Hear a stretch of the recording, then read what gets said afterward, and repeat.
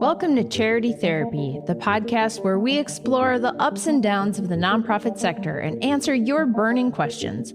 I'm your host, Jess Birkin, owner of Birkin Law Office, and I'm excited you're here. Imagine hanging out with me and my super smart, funny nonprofit expert pals. You get to ask them anything about your nitty-gritty nonprofit life and get their wisdom for free. Whether you're a seasoned pro or just strapping on your nonprofit boots, we're here to share stories and remind you you're not alone on this journey. So get ready to join the conversation and bring me the tough questions. I ain't scared. Ready to rock? Let's dive in. Hey y'all, welcome to this episode of Charity Therapy. I am back and it's still summer and Megan is here too. Hello. It's barely summer. It's state fair season in Minnesota. And I feel like with our new VP pick, everyone is paying attention to Minnesota and the Minnesota State Fair this year. Yes, I have currently no plans to go eat food on a stick. It's kind of sad. You're like not Midwestern enough, Jess. Get it together. I know. Maybe I can remedy that by this weekend. I sure hope so. You better report back or we might have to like revoke your Midwestern. Need the dill pickle lemonade in my life. Oh, that dill pickle lemonade is gross. Is it? Yeah, it's really bad.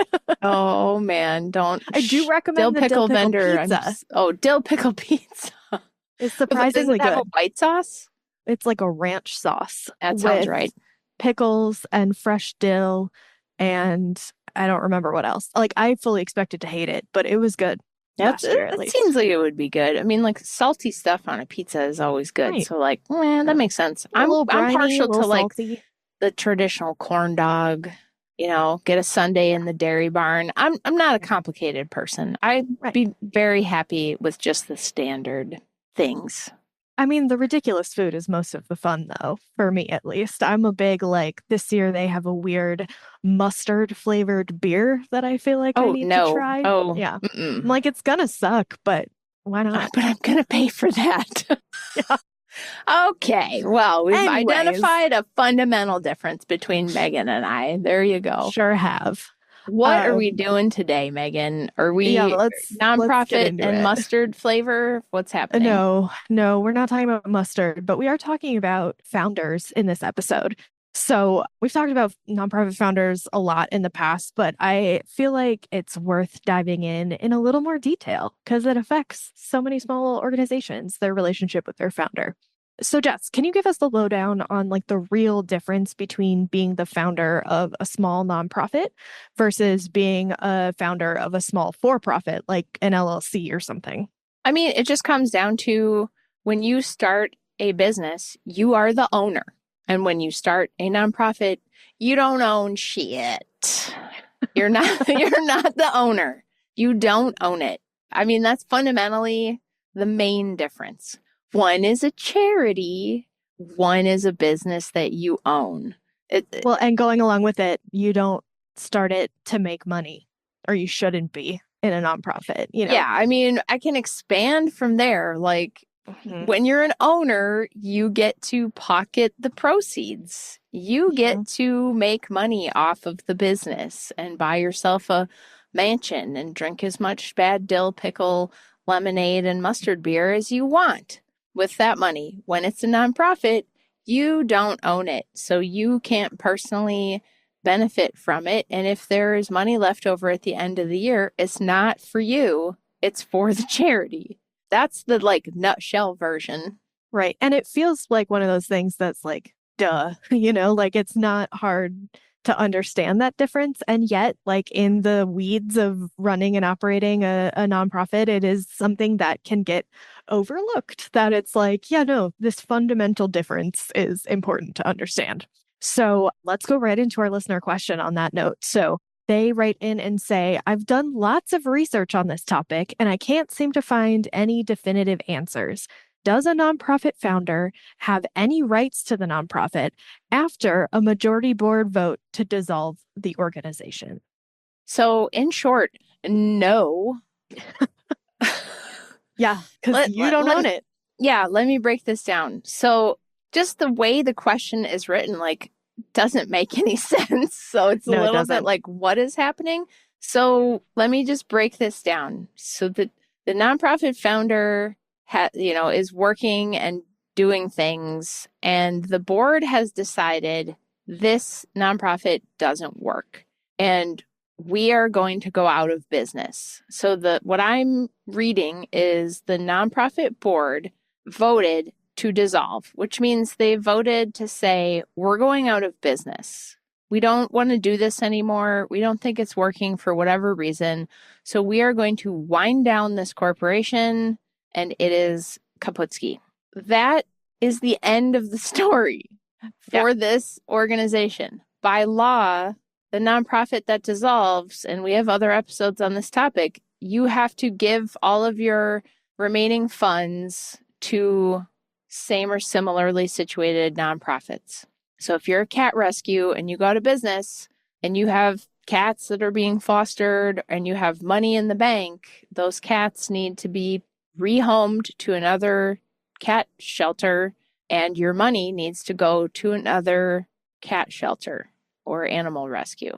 So it's not like, well, it almost reads like they're like, well, we don't want to do this anymore, but you can.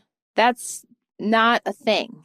Yeah. So I feel like that's what this person is asking. Like, they don't want to do it anymore, but can I just pick it up and go with it? Or like, do I still own some piece of this because I started it? No, because you never owned anything in the beginning. You never owned anything to start with. You were never an owner, because nonprofits don't have owners. So you don't have any right. When you say, does the founder have any rights to their nonprofit? No, because you never had any rights in the beginning, because it was never yours in the first place. If you wanted something that you could own and have rights to, then you should have started a business. This, to me, like reading between the lines of this very short question, so who knows if this is really the case, but we've seen this come up before where the founder is sort of the big visionary person who's willing to like grind it out and make it happen and really wants this to work.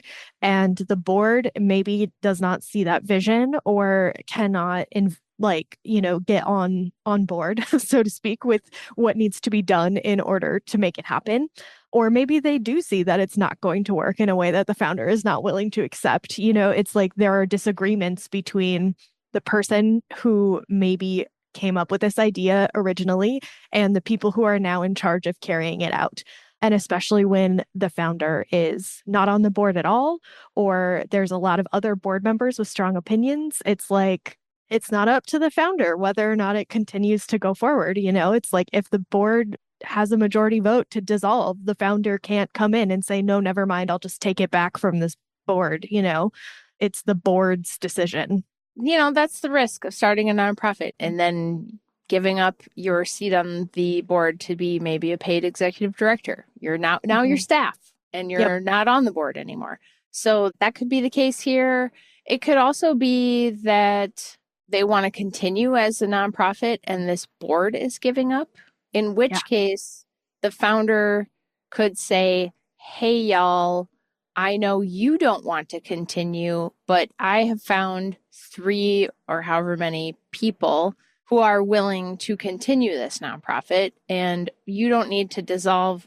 We just need you to, elect more people to the board so you all can quit. It doesn't sound like that's the case. It is a very short question, but it doesn't feel like that to me. It feels like this is an organization that's going under, and the founder is wondering whether they want to take the name and take the website and be like, I own these assets, these intellectual property assets, and I'm going to go start a business doing this myself using the same name and web domain because I started it. So therefore I should have the right to do that.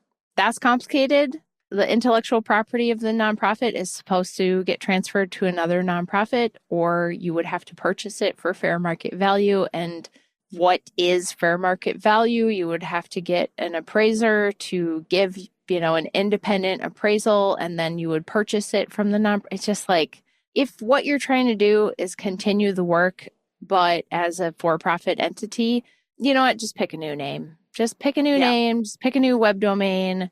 Like, you're not entitled to anything. You shouldn't have started a nonprofit in the first place. You probably should have started a business.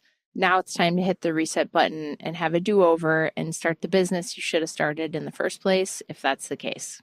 Right. And it's one of those things that just because a nonprofit goes under doesn't mean you can't continue to do the work that the mission of the nonprofit. Like, great, you can go volunteer somewhere or do the work start or do another your business. nonprofit. Yeah, you can do all of those things, but you don't have any right to the actual entity or its assets just because you're the founder. Yeah, no person has any right. That's the thing. No person has any rights. That you started this organization to benefit the community.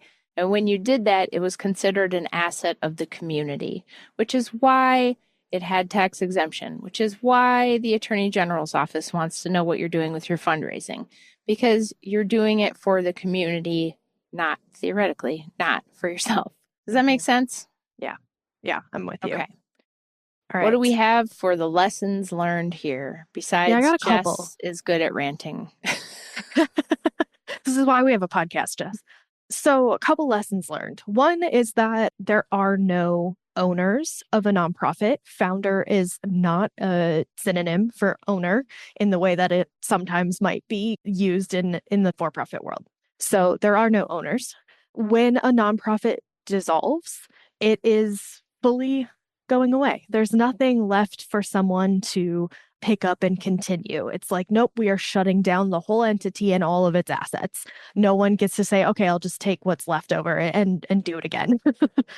And then I think a big one is that the founder does not control how the nonprofit operates or does not operate alone. So especially when a founder is a staff member or a volunteer and not on the board, they don't have a voice in whether or not the organization continues in something like a vote on a dissolution. You know, if the board decides to dissolve and the founder isn't on the board, they don't get to make that decision. And even if they are on the board, if they are outvoted, that's it. So the board is the one to make decisions about things to do with their fiduciary duties, and the founder has no rights to it. And that's sort of the end of it. There's lawyers in the world who will try and make $1 by selling you on the concept that they'll write your bylaws so you have all these rights.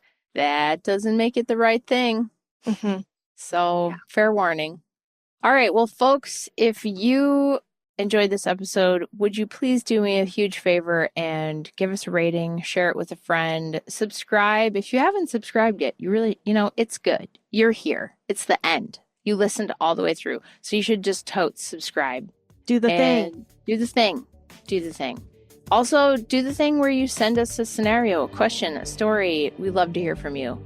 And thank you kindly for listening. Have a great rest of your day. See you next time.